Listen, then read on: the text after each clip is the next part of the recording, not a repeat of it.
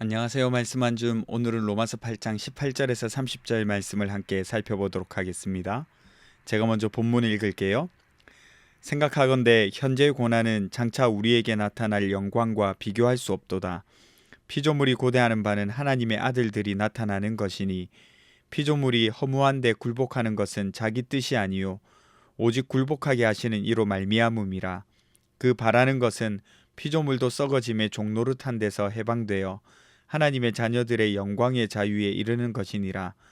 피조물이 다 이제까지 함께 탄식하며 함께 고통을 겪고 있는 것을 우리가 아느니라.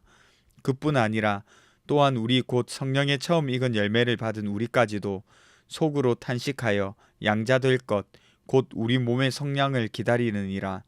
우리가 소망으로 구원을 얻었음에 보이는 소망이 소망이 아니니 보는 것을 누가 바라리요.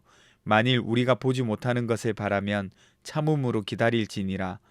이와 같이 성령도 우리의 연약함을 도우시나니 우리는 마땅히 기도할 바를 알지 못하나 오직 성령이 말할 수 없는 탄식으로 우리를 위하여 친히 간구하시느니라. 마음을 살피시는 이가 성령의 생각을 아시나니 이는 성령이 하나님의 뜻대로 성도를 위하여 간구하심이니라. 우리가 알거니와 하나님을 사랑하는 자 곧 그의 뜻대로 부르심을 입은 자들에게는 모든 것이 합력하여 선을 이루느니라. 하나님이 미리 아신 자들을 또한 그 아들의 형상을 본받게 하기 위하여 미리 정하셨으니 이는 그로 많은 형제 중에서 맏아들이 되게 하려 하심이니라. 또 미리 정하신 그들을 또한 부르시고 부르신 그들을 또한 의롭다 하시고 의롭다 하신 그들을 또한 영화롭게 하셨느니라. 아멘. 여러분, 인생이 쉽다고 생각하는 사람은 많지 않을 거예요. 각자 살아가는 데는 어려움이 있고 아픔이 있거든요. 그리스도인이라서 겪게 되는 어려움과 아픔들이 꽤 있습니다. 바울의 시대에는 정말 목숨을 걸고 신앙을 고백해야 했던 시대였기 때문에 고난이라고 말할 요소들이 정말 많았죠. 죽음이 내 앞, 그러니까 한 걸음 사이를 두고 있었으니까요. 실제로 바울이 모진 고난을 당했고 감옥에서 자유를 억압당하면서도 교회를 생각하면서 편지를 전달했잖아요. 여러분, 오늘 대한민국에서 살아가는 우리는 바울이 당한 고난의 요소들을 고려하고 있지는 않습니다. 그러나 여전히 그리스도인으로서 남달리 겪어야 하는 어려움들을 경험하면서 살아갑니다. 그리고 그런 어려움은 객관화될 수 없고 가벼운 것으로 여겨질 수 없는 것들입니다. 내가 당한 어려움이 제일 힘든 일인 거예요. 그런데 여러분, 바울은 이렇게 말합니다. 생각하건대 현재의 고난은 장차 우리에게 나타날 영광과 비교할 수 없도다. 바울의 이 말은 자신이 겪고 있는 어려움이 견딜만 하다고 여겨서 그렇거나 초월해서 그런 것이 아닙니다. 결코 고난을 가볍게 보거나 외면해서가 아니에요.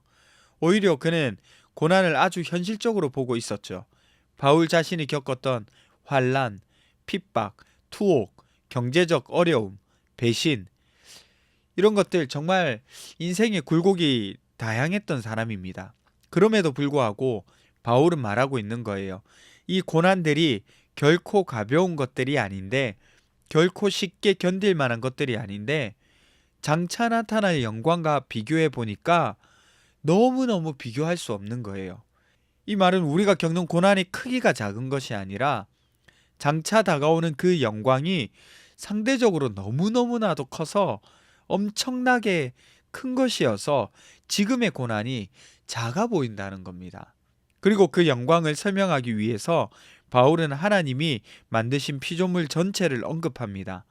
이 피조물이 기다리고 있는 것이 하나님의 아들들, 곧 그리스도를 믿어서 성령의 인도를 받는 모든 성도들이 나타나는 것을 기다리고 있대요. 피조물이 탄식하고 있다고 말합니다. 이 탄식은요, 단순한 한숨이 아니라 해산의 고통을 동반한 진통과 같은 거예요. 바울은 종종 이 이미지를 가지고 와서 설명합니다. 여러분 보세요. 아이 낳기 위해서 진통을 겪잖아요. 이 진통은요, 반복됩니다. 그런데 그 진통이 반복될수록 주기가 짧아져요. 그리고 대부분 이 진통은 끝이 정해져 있는 진통입니다. 이 진통 뒤에는 새로운 생명이 탄생하는 놀라운 일이 이루어지는 거예요. 그 아픔이 사라지고 그 생명이 태어나는 그 순간에 모든 것들이 다 용서되는 순간이죠. 이 분만의 고통과 마찬가지로 우리 인생에는 계속해서 반복되는 어려움들이 있습니다. 신앙을 지키는데 오는 여러 어려움들이 있는 거예요. 그로 인해서 우리는 진통을 겪습니다. 반복적이에요. 그리고 세상은 그렇게 고통하고 탄식합니다. 그러나 고통과 진통 속에서 하나님은 여전히 그 영광의 새로운 날들을 약속하시는 거예요. 보이지는 않지만 그날, 우리 몸의 속량을 이루어내는 그날을 기다리는 겁니다. 바울은 말하고 있어요. 우리도 탄식한다. 신앙생활 오래 해도 성령을 가졌어도 탄식은 사라지지 않는다고요. 오히려 더 깊어지는 거예요. 여전히 우리는 우리의 죄성과 싸워야 하고 세상의 불의함들과 싸워야 하니까요. 이미 하나님의 자녀이지만 완성되지 않은 자녀, 이미 약속받았지만 아직 다 누리지 못한 하나님의 자녀라서 우리는 탄식하는 거예요. 그리고 그 탄식 속에서 성령은 우리와 함께 신음하고 있습니다. 이런 가운데도 바울은 확신합니다. 28절 한번 보실래요? 우리가 알거니와 하나님을 사랑하는 자, 곧 그의 뜻대로 부르심을 입은 자들에게는 모든 것이 합력하여 선을 이루느니라. 여기서 선은 예수님을 닮아가는 겁니다. 그러니까 고난도 실패도 눈물과 이해되지 않는 일도 우리의 연약함조차도 예수를 닮아가도록 우리를 이끄시는 인도하심이라는 거죠. 마지막으로 바울은 우리의 미래를 이렇게 묘사합니다. 29절에서 30절인데 미리 정하시고 부르시고 의롭다 하시고 영화롭게 하셨느니라. 여기서 중요한 것은 모든 것이 완료되었다는 표현입니다. 우리 안에서 우리 미래가 이미 확정되었다고 말하고 있어요.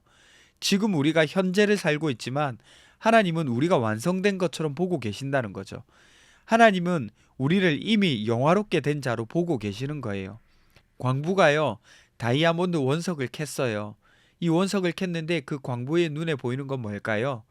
그 다이아몬드 원석이 눈에 보이는 것이 아니라 반짝반짝 빛나는 다이아몬드의 세공되고 완성된 모습을 보고 있을 거예요. 그런 것과 마찬가지로 말이죠. 그러므로 바울은 말합니다. 지금의 고난을 너무 빨리 결론 내리지 말라고, 탄식을 부끄러워하지 말라고, 고난이 우리의 가치를 규정하지도 믿음을 무너뜨리지도 못한다고. 우리는 영광과 재창조를 향해 나가는 사람들입니다. 지금의 고통은 진통일 뿐이에요. 이 진통은 반드시 끝이 납니다. 그리고 이 진통 그 끝에는 새로운 생명, 새로운 세상, 새로운 날들이 찾아온다는 거죠. 이 사실을 기억하시면서 나가셨으면 좋겠어요. 기도합시다. 첫 번째는 현재의 고난 속에서도 장차 나타날 영광을 바라보는 믿음을 가지게 해주세요. 두 번째는 하나님의 선한 계획을 신뢰하면서 모든 상황 속에서 순종할 수 있도록 해주세요. 함께 기도하며 나가겠습니다.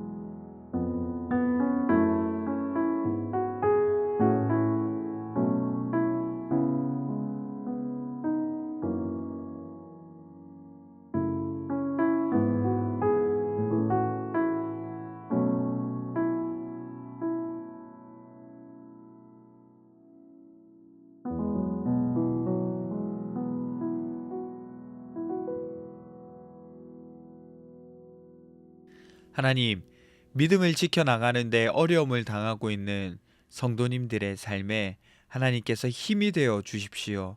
그리고 장차 나타날 영광을 바라보는 믿음을 가질 수 있게 도와주세요. 하나님의 선한 계획을 신뢰하면서 모든 상황 속에서 하나님의 뜻과 하나님의 인도하심을 받는 사람들이 될 수 있도록 도와주세요.